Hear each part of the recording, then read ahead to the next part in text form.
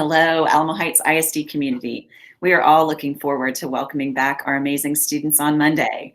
I'm coming to you today with just a few updates for the start of the year, and I'm joined by one of our superheroes here in the district, Kathi Martinez, who's our dedicated coordinator of health services. What I'm hopeful of conveying to you through this update is that this school year will be a year like no other. We're working diligently to support our students in creative, thoughtful, and responsive ways, and I'll share some of those updates with you over the course of the presentation. Next slide. We'll be talking through our work to welcome back our staff this week and to prepare for remote learning for next week.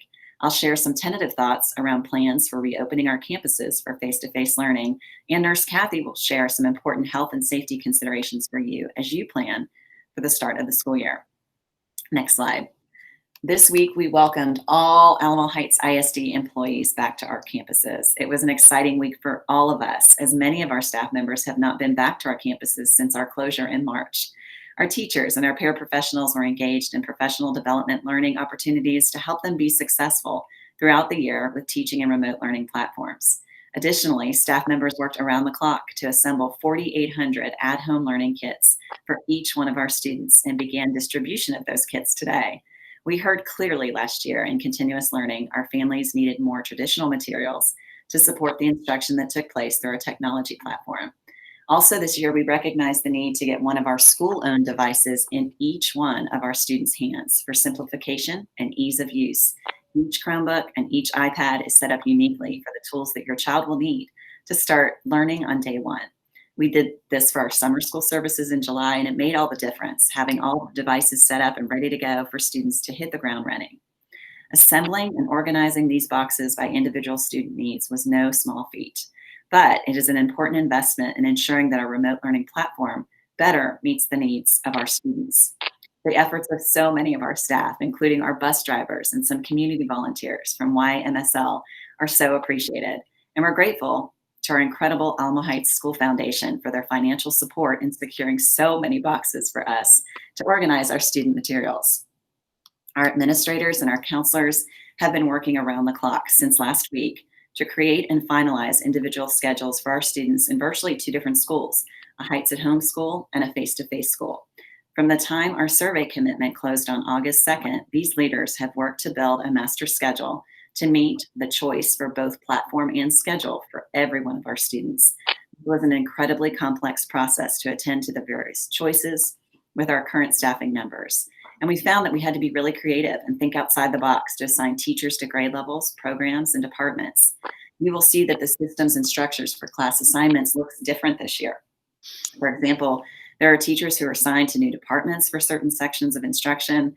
There are teachers who are teaching a Heights at Home class made up of both Cambridge and Woodridge students. There are teachers who have stepped up into new teaching assignments for grade level classes outside their normal intervention or support service class. We even designed a new modified block schedule at the junior school and high school to minimize class changes and transitions, and also to lower our class sizes at both the junior school and high school. We're definitely operating on an all hands on deck status this year to staff both the Heights at Home platform and the face-to-face platform. I continue to be so impressed by the eagerness, the willingness, and flexibility of our staff to do whatever it takes to meet the needs of our students this year. We'll rely on your open-mindedness and support and flexibility as we roll out these 2 platforms again in a year that will be like no other. Next slide. We're working diligently to make plans to reopen our campuses for face-to-face learning. I know that you recognize there's no manual or playbook on how to open schools during a pandemic in a way that prioritizes safety and wellness for all. Earlier in the summer, we shared our district health protocols with you all prior to the commitment date, and our campus leadership teams are working now to take those district protocols and translate them into campus logistics and procedures. The fact that so many of our students chose to enroll in the face-to-face platform tells me that our community trusts that we will reopen the right way, and I'm really proud of that. I also feel the enormity of the responsibility to do just that, to reopen the right way. Those large numbers of students wanting to return face-to-face does provide us with a unique challenge to design responsive and thoughtful campus plans to ensure distancing and safety. How will students enter and exit the building while maintaining appropriate distance, and what will the traffic flow look like on our campuses in the hallways? How will buses be unloaded to eliminate large gatherings in the building? How and where will our students eat lunch? How will we promote distancing within gathering spaces? How will we promote hand washing and sanitizing regularly throughout the day? What will the library procedures look like? How will students be dismissed if parents need to pick them up during the day? And how do we think about utilizing outdoor learning spaces effectively? We will release videos to you all that highlight campus procedures in the next few weeks that you can look at and view with your child to give them a picture of what face-to-face procedures will look like this year to keep everyone safe. As far as the when and the how of reopening, what I can share with you is that because of the large numbers of families who chose face-to-face option for learning, we're at about 67% of our students opting for that platform right now. We will need to open cautiously and thoughtfully. There's not another school district in San Antonio with that many students committing to return face-to-face. Because of these large numbers, working with my administrative team to design a phase-in plan to open our campuses fully using the weeks of flexibility that have been afforded to public schools by TEA. This phase-in plan that will bring students back in small groups will allow us to teach and to supervise the safety measures and procedures that will be necessary as soon as the school reopening metrics demonstrate that we're out of that red zone. Just like during the course of a regular school year, when we rely on Metro Health to advise us and to support us with a variety of student and staff health issues, we obviously will continue to rely on their recommendations during a time of pandemic. We will use their recommendations as we navigate through important and weighty decisions about how to open our campuses with a priority on safety and wellness, and in a way that's focused on mitigating any further spread of the virus. You can find information about the metrics used to make decisions about reopening our facilities on the Metro Health website. I've included the link at the end of this presentation. Those metrics will help us make decisions and recommendations about when and how to bring our students back into our classrooms in the safest way. Of this, I am certain. In the end, it will be impossible to know if we were too cautious in our planning and processes, but it will become quickly apparent if we underreacted or did too little to successfully open our campuses. We're committed to doing this the right way in AHISD, in a way that protects the health and wellness of our students and staff, as well as the longevity of the opening. As we monitor the metrics in the next couple weeks, we will keep you updated about our plans, our phase-in plans to bring our students back. We cannot wait for the time when we can all be back together.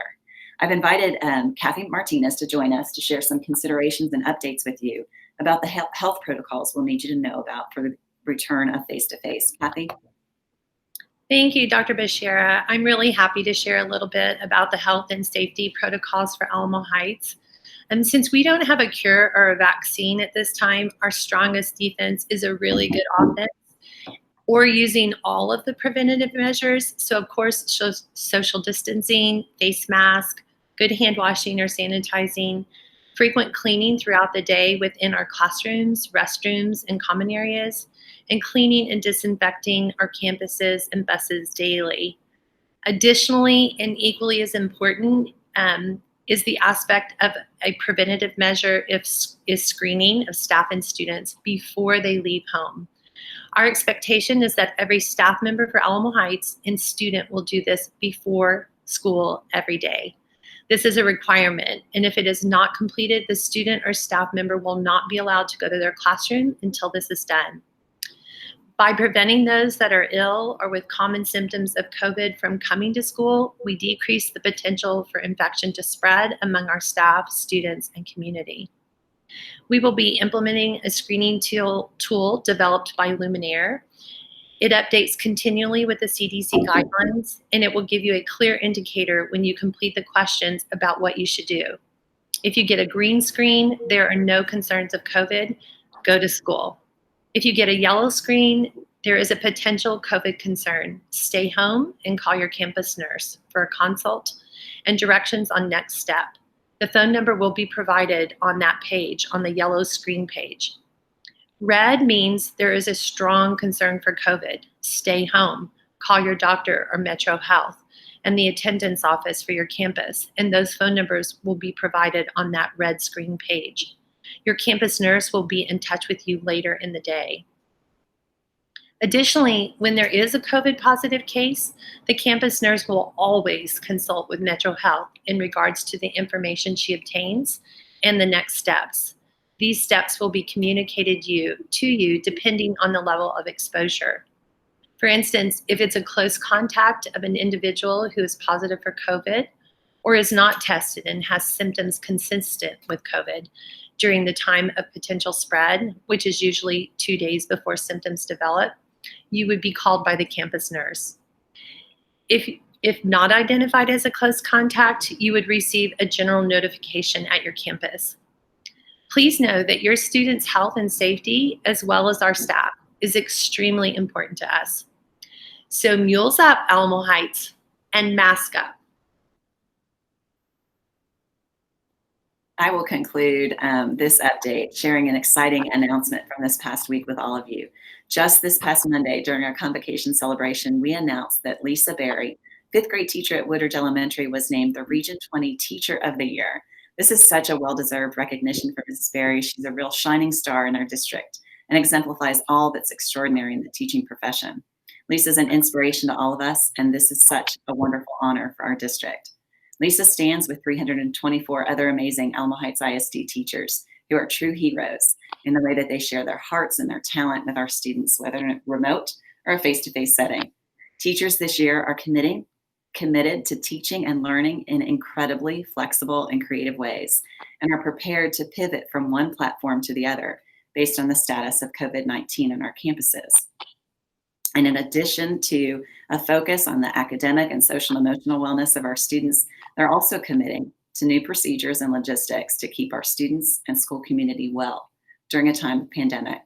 Our Alamo Heights teachers and staff are nothing short of extraordinary, and I encourage you to make sure that they know it and hear that from you. And finally, the next slide is a resource slide that outlines some places that you might want to go to follow up from this update.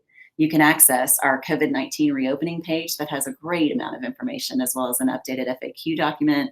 There's also a link to a newly created resource page for parents to support students with their tech tools, and a link to the school resource page on the Metro Health site is listed there for you as well.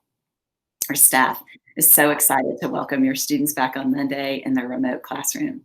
I thank you for your continued partnership and support as we begin this year that will be like no other, a year that will provide us with an amazing opportunity for our school district to shine in so many ways.